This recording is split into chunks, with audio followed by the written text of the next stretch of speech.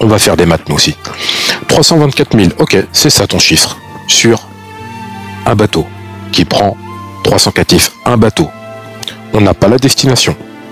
Guadeloupe, Martinique, Saint-Domingue, devenu Haïti, la Guyane, la Réunion, la Nouvelle-Calédonie, le Brésil, bien entendu, et toute la côte d'Amérique du Sud, et les États-Unis. Ok, maintenant on va regarder ce qu'on appelle les flux. Oui, il n'y a pas besoin de faire des maths, hein. On va regarder 324 000, il n'y a pas de problème. Les flux, qu'est-ce que c'est?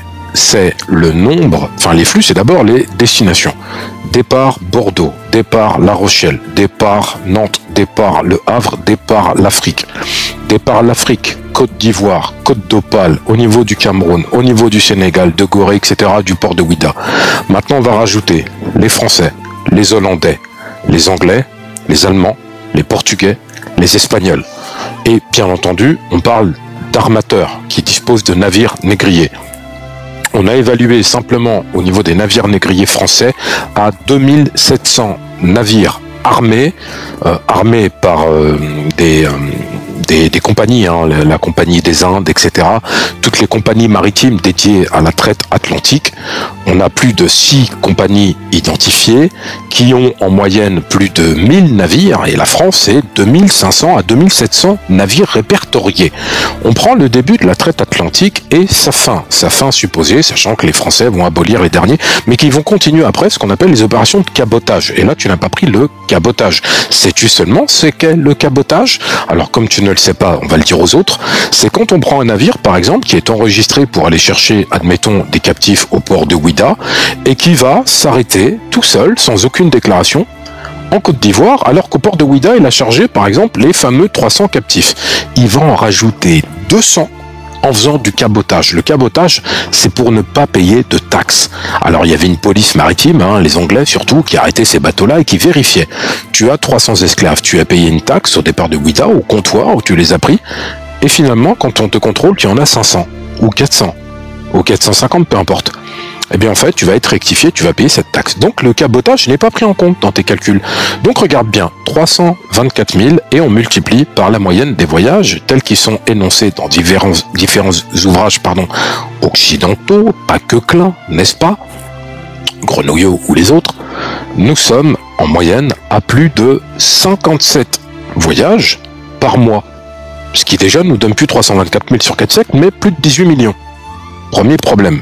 Deuxième problème, cette moyenne de 57 voyages par mois a une dimension en fait de lissage statistique, mais on sait que ça pouvait monter selon les périodes à 150, 130 à 200 voyages dans le mois. Donc admettons qu'on garde 57 et qu'on arrive à 18 millions, ce qui pour moi est tronqué puisqu'on va aller au-dessus.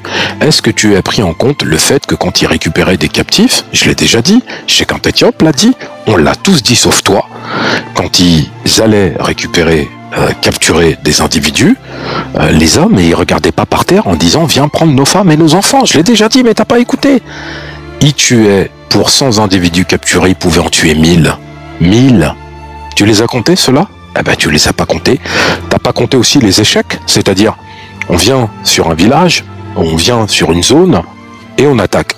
Et on capture personne. C'est-à-dire qu'on tue tout le monde, parce qu'il y a une résistance farouche, comme c'est arrivé souvent.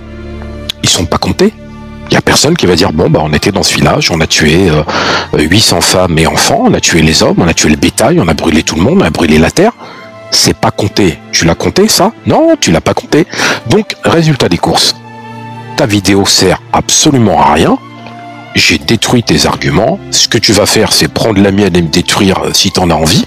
Parce que je laisse juge, hein, ceux qui sont en commentaire, que vous soyez partisans de ce monsieur, ou qui sont même contre moi, hein, parce qu'il y en a un qui m'a écrit ouais, tu nous fais rire avec ton livre sur Toya. Bon, peu importe.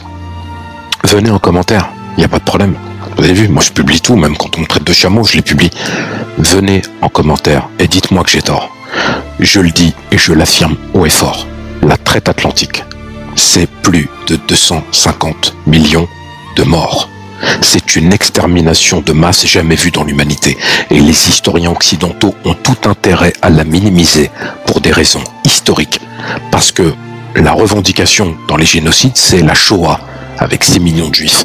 On parle pas des Herero, on parle pas des Nama, on parle pas de Léopold II, ce qu'il a fait en Belgique avec le Congo, on parle pas de tout ça. Pourtant, ce sont des chiffres qui dépassent l'entendement. On parle pas non plus d'Haïti, quand c'était Saint-Domingue et que Napoléon a fait gazer des femmes et des enfants, etc., etc.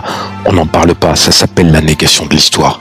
Et vous avez des Noirs qui y participent et qui vont venir après me critiquer et qui vont venir mettre des commentaires pour me dire que ça n'existe pas.